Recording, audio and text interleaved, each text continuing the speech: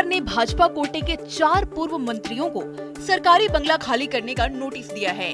पूर्व उप मुख्यमंत्री रेणु देवी को मौजूदा मंत्री कोटे के आवास को खाली नहीं किए जाने के एवज में 2,36,000 रुपए से अधिक के जुर्माने का नोटिस भेजा गया। भवन निर्माण विभाग की ओर से जारी नोटिस में रेणु देवी को जुर्माने की राशि जमा करने की हिदायत दी गई। रेणु देवी की तरह ही पूर्व उप मुख्यमंत्री तारकिशोर प्रसाद, राजस्व एवं भूमि सुधार विभाग के पूर्व मंत्री रामसूरत कुमार, पूर्व मंत्री डॉक्टर रामप्रीत पासवान सहित अन्य को आवंटित बंगला खाली करने के लिए नोटिस जारी किया गया है। तय समय में बंगला खाली नहीं करने पर इन सभी को जुर्माना देना पड़ सकता है। यही हाल बिहार में भाजपा जेडीयू शासनकाल में बने एक और पूर्व उप मुख्यमंत्री रेणु देवी का है। रेणु देवी ने इस मामले पर अपनी प्रतिक्रिया देते हुए कहा कि एक विधायक के रूप में जो आवास मिला है वो पूरी तरह तैयार नहीं है। सुनिए जरा रेणु देवी ने क्या कहा। और अक्टूबर में जब अलॉट हुआ 3 नंबर हार्डिंग, पहले तो मिला था हमको एक ऑफ फ्लो रोड, तो मैं कही आग्रह की अध्यक्ष को कि मैं वहाँ नहीं जा सकती हूँ, अकेले रहती हूँ, मेरी बहू अकेले रहती है, बच्चे हैं, तो कैसे वहाँ अकेले रह सकते हैं, क्योंकि वहाँ का सिचुएशन मुझे अच्छा नहीं लगा। अध्यक्ष ने मेरी बात को मान रखा और 3 नंबर हार्डिंग रोड दिया। फिर मैं कहना चाहती हूँ कि 3 नंबर हार्डिंग रोड जब तक खाली नहीं होगा मैं कहाँ जाऊँगी। उन्होंने ये भी कहा कि उन्होंने व्यक्त किया है पूजा करने के लिए, तो मैं नीचे का आप देख रहे हैं कि पूरा कमरा खाली है, 2 कमरा हमने खाली कर दिया था। ठीक है, नहीं हुआ। फिर हमने एक रिक्वेस्ट किया था कि हम और भी आगे जैसे वो खाली होगा वैसे हम चले जाएंगे, क्योंकि हमारा मकान से कोई शौक़ नहीं है और मुझे ऐसा नहीं है कि मैं कोठी में ही रहने वाली हूँ। मैं एक ज़मीन की महिला हूँ और 5 बार से विधायक हूँ।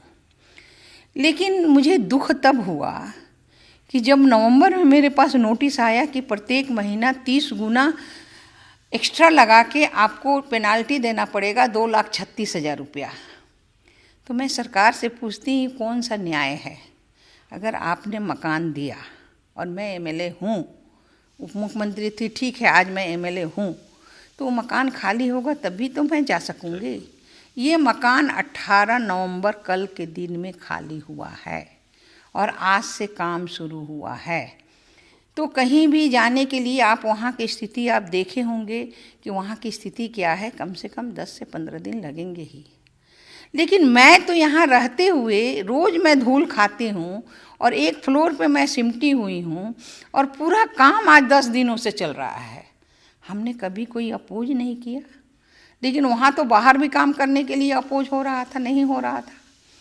और ये पेनाल्टी लगाना, मैं वहाँ अपने भाई सचिव हैं रवि जी, मैंने उनको फ़ोन की, हमने कहा कि रवि जी जब तक मकान नहीं मिल रहा है तो ये पेनाल्टी क्या चीज़ का है, 2,36,000 का बिल क्या चीज़ का है।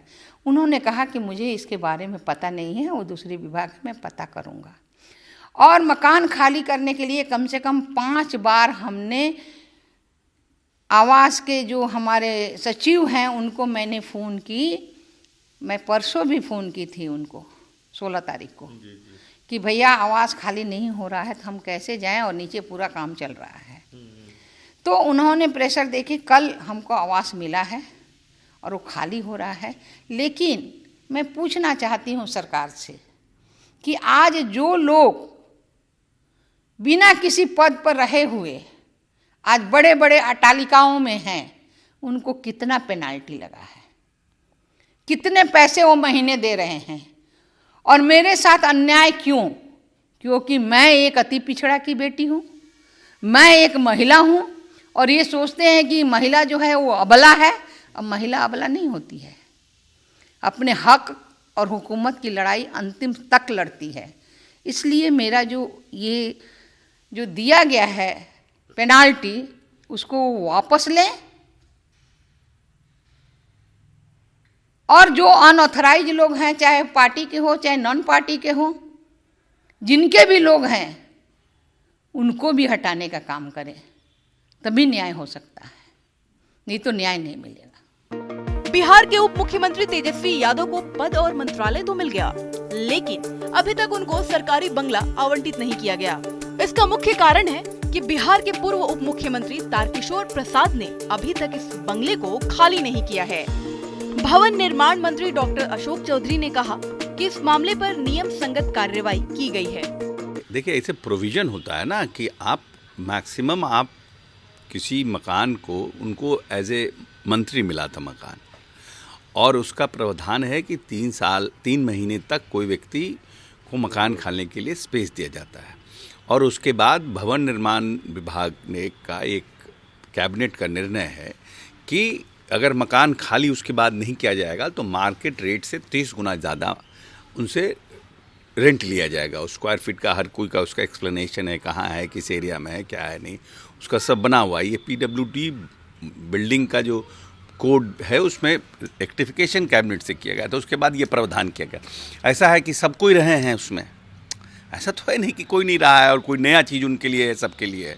अब जब नोटिस सर्व हुआ है तब एहसास हो रहा है कि हाँ हमारे साथ इस तरह का बात हुआ, हमको नोटिस मिल गया। बहुत से IAS IPS को नोटिस हुआ है। देवेश चंद्र ठाकुर जी हमारे जो सभापति हैं, चुनाव लड़ने गए थे, उन्होंने पैसा जमा किया है क्योंकि वो जो टर्म था उनका टर्म ख़त्म हो गया था और उसके बाद वो एक्स्ट्रा रह गए थे, उन्होंने भी पैसा जमा किया हुआ है। ऐसा तो है नहीं कि कोई हम भारतीय जनता पार्टी के लोगों को के लिए, अभी हमारे गांधी जी ने पैसा जमा किया है, जो हमारे सचेतक हैं उनको भी उनका जो घर था वो उनके उससे बाहर था, उनको भी पैसा जमा उनको भी नोटिस गया हुआ है। तो जो भी लोग समय से ज़्यादा जो उनका अपना टर्म है उससे ज़्यादा रह रहे हैं उनको नोटिस जा रहा है, उनको नोटिस दिया जाएगा, क्योंकि फिर आपको क्लियरेंस मिलेगा नहीं। जब चुनाव लड़ने जाइएगा आपको भवन निर्माण विभाग, बिजली विभाग, इससे जो NOC लेना है वो NOC आपको मिल नहीं पाएगा। कानून के दायरे में कोई ऐसा थोड़ी है कि हम विंडिक्टिव होकर के रेणु जी को हमने नोटिस भेज दिया है। ये तो प्रावधान है, कानून में प्रावधान किया गया कैबिनेट से, उसके माध्यम से दिया गया है। और आपको जो मकान अलॉट किया गया है, जिसको आपने मांगा था मकान अलॉट हो गया, आप बोले हम छठ के बाद खाली कर देंगे, आप बोले हम उसके बाद कर, अब आप खाली नहीं कर रही, तो जो 3 महीने के बाद का जो प्रोविजन है उस पर अब नोटिस सर्व हुआ है। तय समय में बंगला खाली नहीं करने पर इन सभी विधायकों को जुर्माना देना पड़ेगा। जुर्माने की राशि बंगला खाली करने की समय सीमा बीतने के अगले दिन से खाली करने के दिन तक बंगले के लिए तय किराए पर 30% की दर होगी। जुर्माना लगने के बाद इसकी माफी का कोई प्रावधान नहीं है। अब देखना ये होगा कि बिहार में बंगला खाली करने का मामला कहीं सियासी मुद्दा ना बन जाए।